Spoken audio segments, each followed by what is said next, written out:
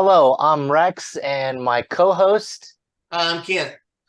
And friends, we are super excited today to have one of the founding members of the band Whiteheart with us, Mr. Billy Smiley. He is also a music producer and has produced such acts as Jeff Moore in the Distance, Margaret Becker, and BB and CC Winans.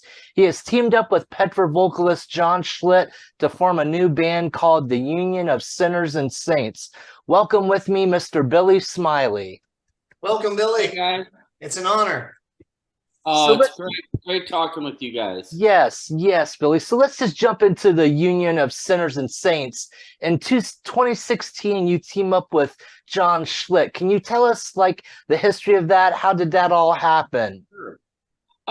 We were just Petra was not touring or doing anything at the time, and Whiteheart was not touring. We did a show back in 2014 in Australia. That was Whiteheart's last show. And then, so I just got together with John and say, hey, let's write sometime.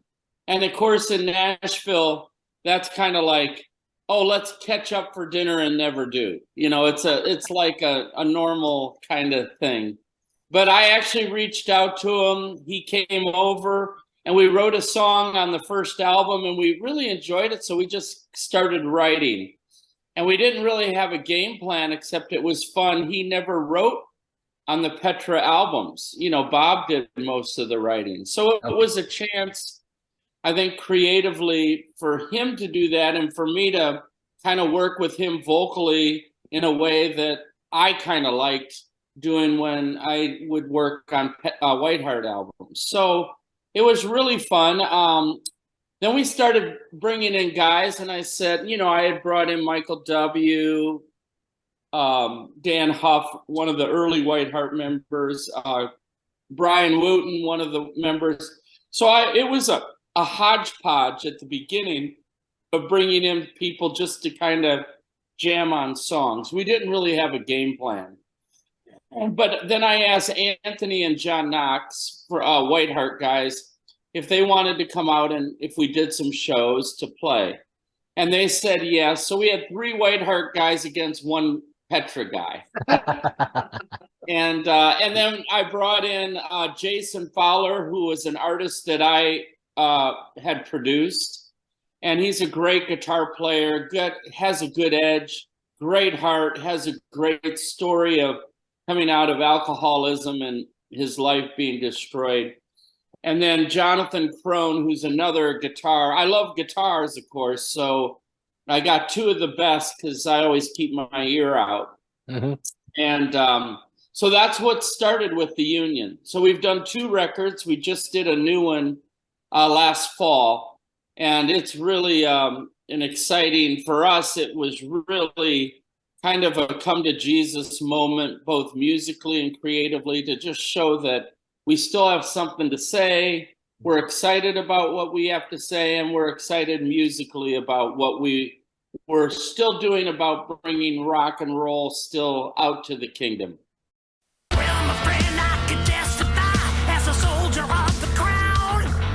Got everything that I ever need to bring that devil down.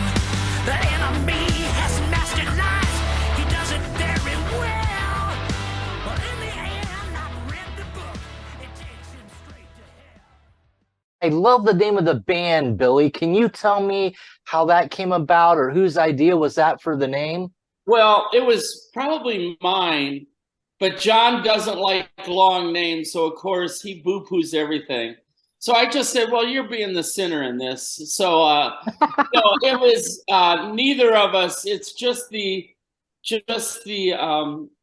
accepting that we're all sinners. And our goal is to become saints through the blood of Jesus. And it's pretty simple, but I do love the name. And John loves the name now, by the way. So okay, cool. So we call it USOS, Union of Sinners and Saints. Okay, yeah. Okay, I see. Well, and like you said, that newest album, One More Shot, there's some really rocking songs on there. 10,000 Strong and We Are the Broken. Yeah. Those are some standout cuts for me personally, Billy, that I really like. you were talking about some shows. Does the band have anything scheduled coming up in 2023 for any kind of upcoming concerts? We did a couple this spring. We're looking at about 5 or 6, but nothing's tangible because John's on tour with the 50th of Petra. But we do these unplugged things as well as regular shows. Okay.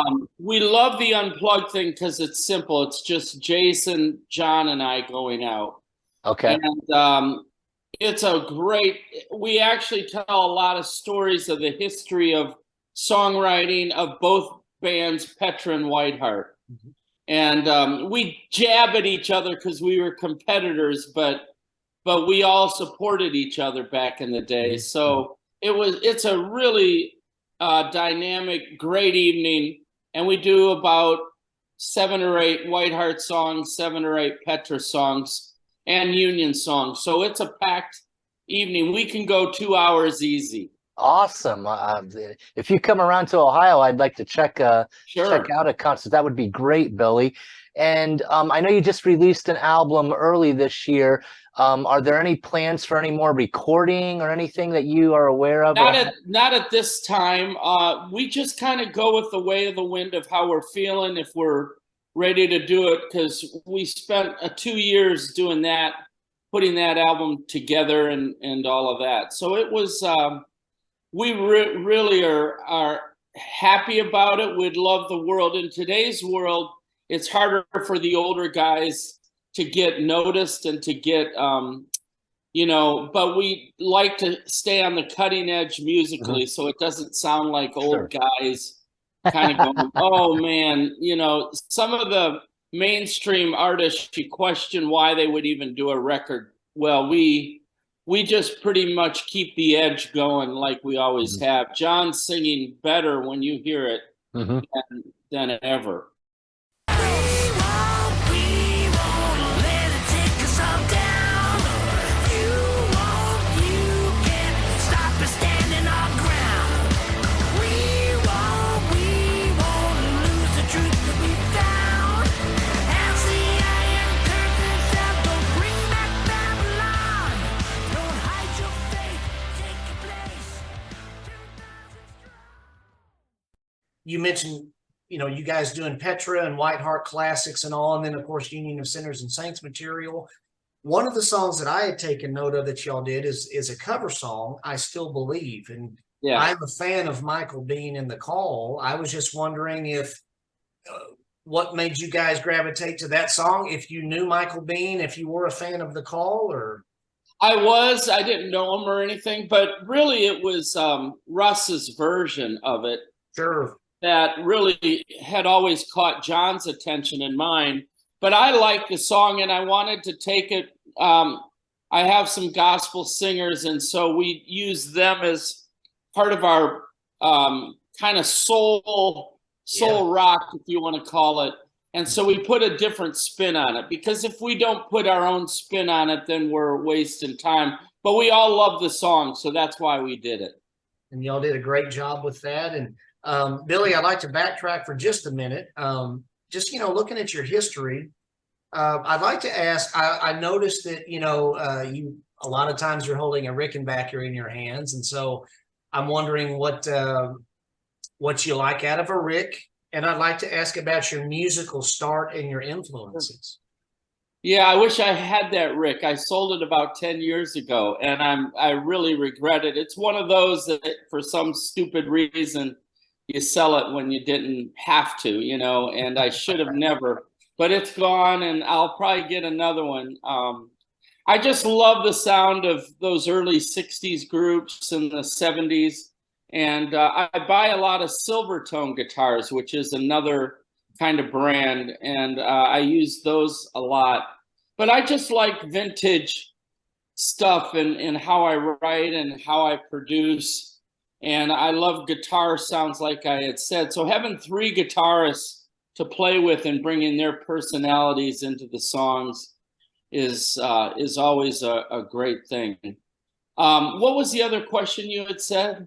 I'd like to ask Billy about your musical start. Who influenced you toward music? My start was I met Dan Huff playing for the Gaither Trio. Dan was flunking out of Belmont. I had gotten a position to play trumpet and flugelhorn with the Bill Gaither Trio coming out of college. And the Bill Gaither Trio was neither of our appetites for music. I didn't even know. I thought he was dead because he was in a hymnal. You know, I remember when I flew to Indiana to try out, I thought it was a group that did all of his music because his name was in the hymnals. And you always assume those guys were born in 1855 and died in 1929. Right. But Bill is so good as a communicator. You know, he got his songs into hymns early on because they were so powerful. Mm-hmm. So Bill taught us great things about communication with audience. Him and Gloria were so supportive of our group in the early years. And they were great mentors for even rock kids coming up through the pipeline. So Dan and I met there, and Gersh and Steve Green was our lead singer. He was the only guy that could sing high enough, you know, on the songs. And so it was, again, we just said, let's try and put a group together, kind of what we did with the Union. So we got on a couple of tours early on. The first one was David Meese, believe it or not. Again, not at all in the keeping of rock music, and Farrell as well. But they gave us the opportunity to open our music up to wider audiences, and then we went on from there. But they were, again, great pieces in a little puzzle that introduced us in a bigger way early on to our audience. We need some heroes. For the Lord, we need some heroes. Strong in the word, we need some brothers. To carry the light, we need some sisters. With faith in what's right, we need to stand up. Who's gonna stand up? Lord, we need some heroes. The earlier Whiteheart material, Billy, to me, as a listener, and I've been with you guys since square one, when Whiteheart came on the scene, to me, it kind of harkened to the music of Toto and some Steely Dan, just kind of. That's all we listened to. Sir? That's all we listened to. So Boss Skaggs, Yep. Steely Dan, Toto, Led Zeppelin. Not as much. Later on, our music had more of a shift to Zeppelin and Queen and those kind of groups. But early on, that's all Dan and I were listening to at the time. And Steve listened to Bobby Kimball, who was the lead singer of Toto. And he said, hey, I can do that kind of thing. And he came from a very conservative background. Steve came from missionary church, you know, kids. Mm-hmm. And so that we really likened our sound to kind of doing that in the church, and I loved writing those kind of songs. Listen to the Lonely was a song that Dan had sung, and we had a song on the second album called Undercover. Yep. And Undercover was actually a song called Streetlight Lover. I don't think I've ever told anybody about that. But we rewrote the lyrics. We had it started, Mark and I. Yeah. And so there's some great music on there. It really developed our sound and our direction and our kind of trying to attain a musical excellence that the church really hadn't seen. And that paid off. I know so many give you guys kudos, and you guys are.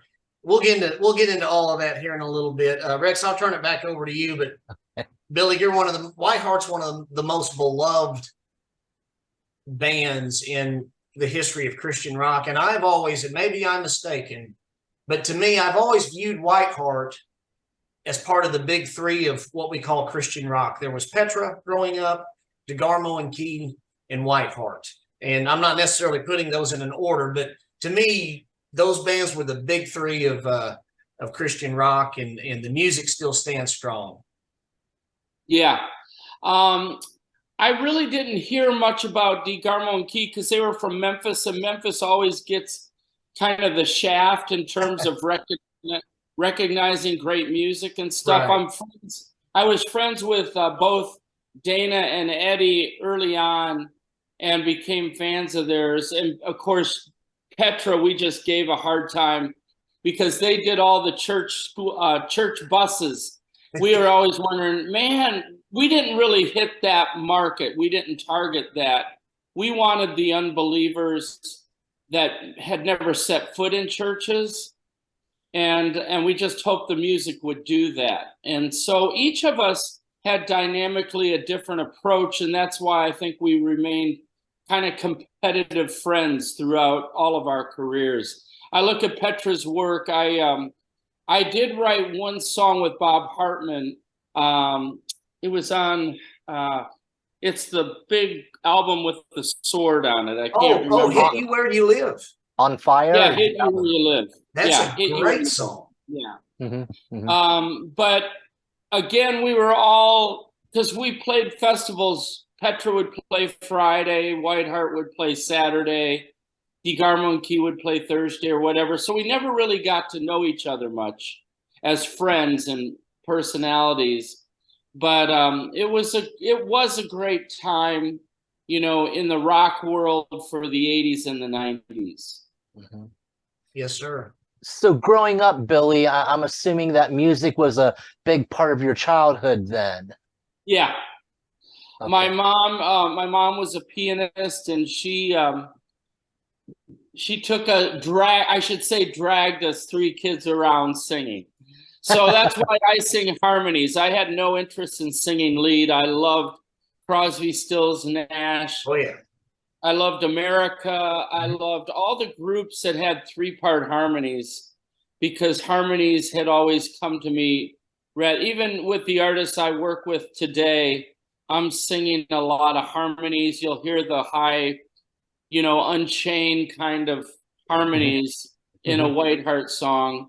That's kind of what I love doing. And when we have great singers like Steve Green or Rick Florian, you just harmonize with it.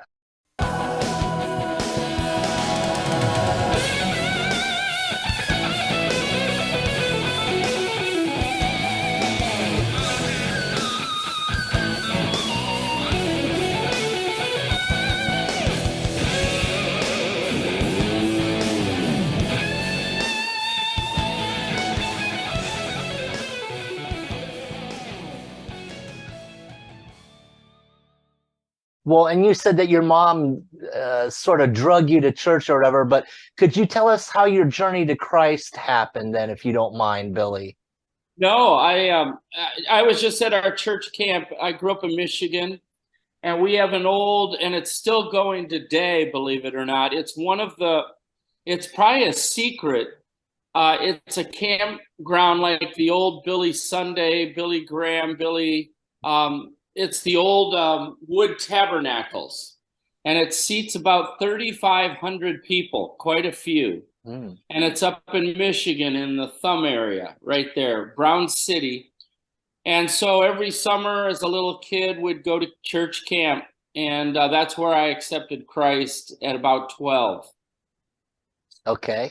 Awesome. Wonderful. And we spoke about this a little bit earlier, but if you could maybe give me the, shorter version, could you give a little bit more background on how Whiteheart all began? And I know that you were working with Bill Gaither and all that, and could you elaborate a little bit more about all of that? Sure. Bill early on had a studio there. I was interested in the production and the development. And Dan just wanted to play guitar. So I'd bring Dan over, and the two of us would just, I would write the songs, Dan would play guitars. I've got early pre-Whiteheart songs of Dan tearing it up on guitar parts, 2-part harmony, 3-part guitar parts on bad songs that I had written. And, so that's where Whiteheart started. We did the song called Go Down Nineveh first. Oh, yeah. And we did a demo actually with Petra guys. Dan played the guitar. their old bass player, Mark Kelly, played bass on it. I can't remember, it was so long ago, but they were my roommates when I moved to Nashville. So that was the first song. And then we did, Mark brought in He's Returning. And then Mark and I started writing. We did, You're the One, which was a big first album, kind of powerful song. Yes. And Listen to the Lonely. Yep. And so that was a fun time. It was just doing music and being creative. Mhm. You know, we didn't really know what we were doing, but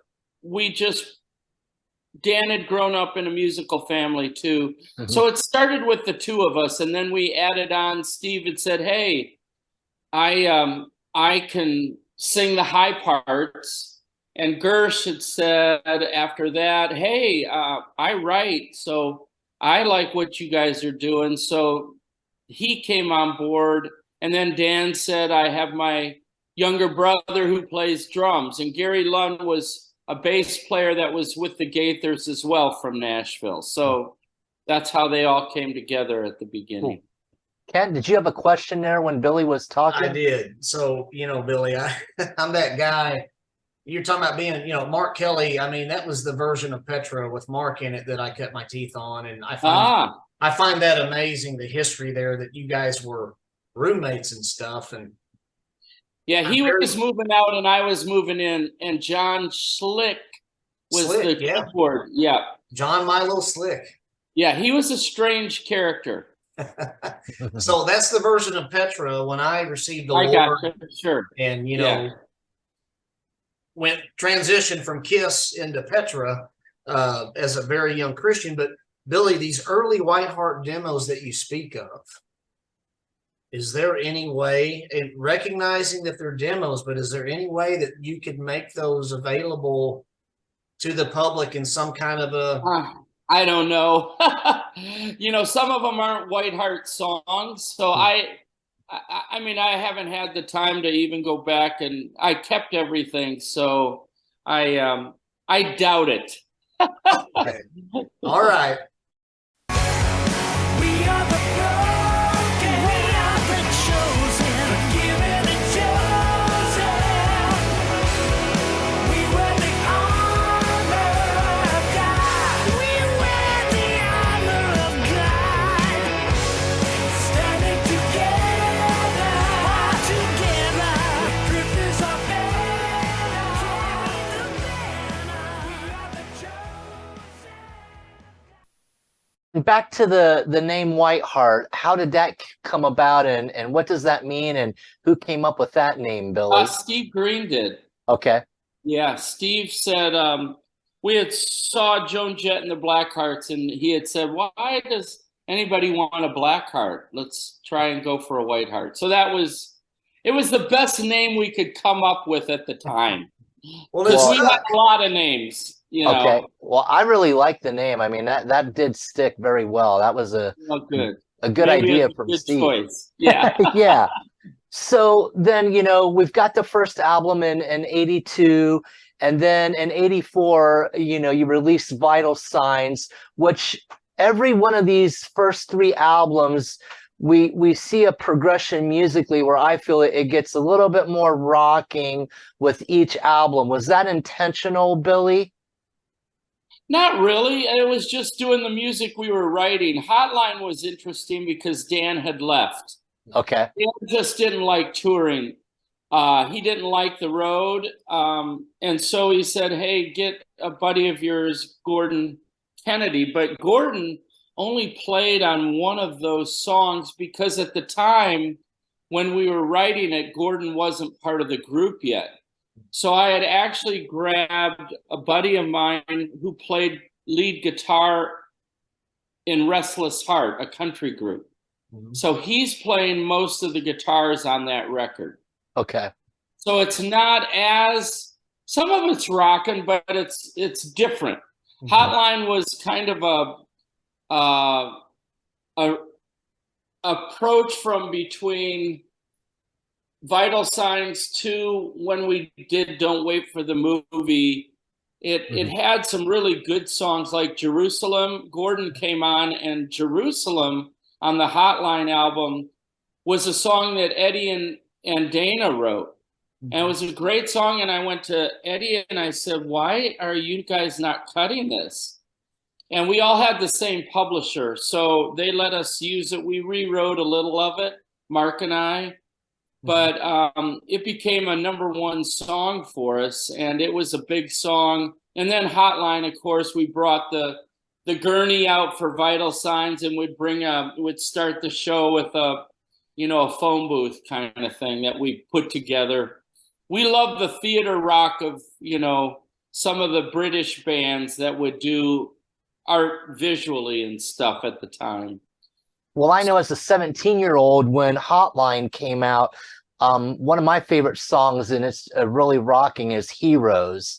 We used to have, it was powerful during live shows. I can imagine that as one of my favorite songs from the album. So then after 1997, after Redemption is released, what have you been doing all this time afterwards? I know you said you've been producing a lot of artists and bands, correct?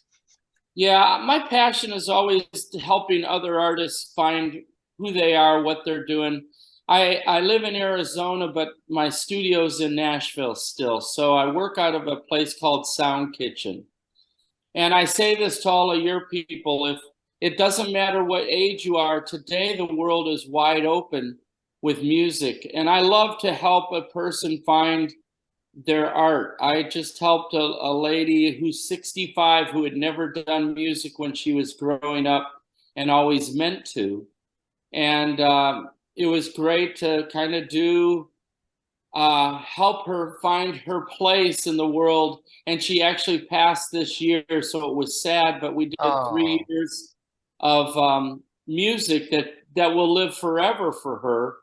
And it's a blessing to be able to do it. So if you have anybody out there that wants to ever do music, give me a call, because I love developing and helping artists. So Billy, the best way then for someone to reach out to you, and we will put the description in our link when this airs. But what's the best way for somebody to reach out to you? MusicCityCollective.com. Okay. And it's kind of a label and a brand that I use. And you can reach out to me at northernshoreprod, PROD, Northern Shore Productions, but I do prod for short. Sure. northernshoreprod@mac.com. Okay. And that's the email to reach out to me if you're interested in recording 3 songs or 10 songs. But I love I speak at a lot of conferences now, so I do a lot of production from 15-year-olds to 65-year-olds, and each one is different and each one is unique. So it's a real honor for me to still do that and do what I love.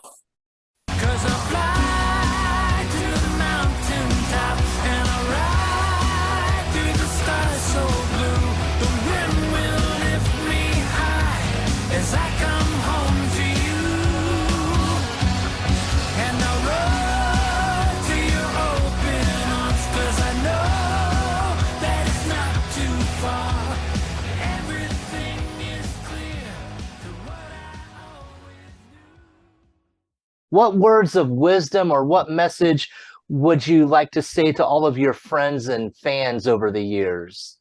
Thank you. Really just thank you for the wholehearted support of what Whiteheart was and what it meant. It really, I don't really talk to Mark or Rick that much, the 3 owners of the group. But we always unanimously love the heartfelt feedback that we get all the time and the support. I run the Facebook page, so I try and keep it. Okay. I try and keep everybody. I'll bring in Gordon, or I'll bring in John Knox, or I'll bring in Anthony Salee, or Mark or Rick, and feature each of us and Dan Hoff and Gary Lund, all the people that have gone through the thing. You want to try to honor all the people who were part of it, during there's really three groups that were made up of Whiteheart, with Mark and I being continuous.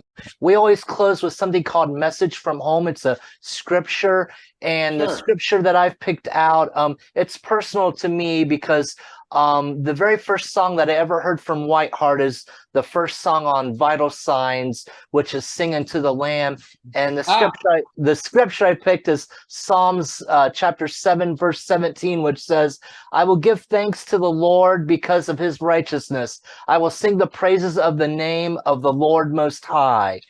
So I just want to thank you and everybody that's been in Whiteheart, and you guys have been praising the Lord's name for 15 years in Whiteheart and continuing on. So thank you so much for joining us and being a guest on our episode, Billy. And we just thank you so much for all the work you've done. Well, thank you guys. I'll hopefully I can come back and we'll start it. Don't Wait for the Movie, because there's a lot of stories from after Hotline, and sure, to talk about. So sounds thank great, you guys. Well, thank you, and thank you, friends, and we'll see you later. Bye.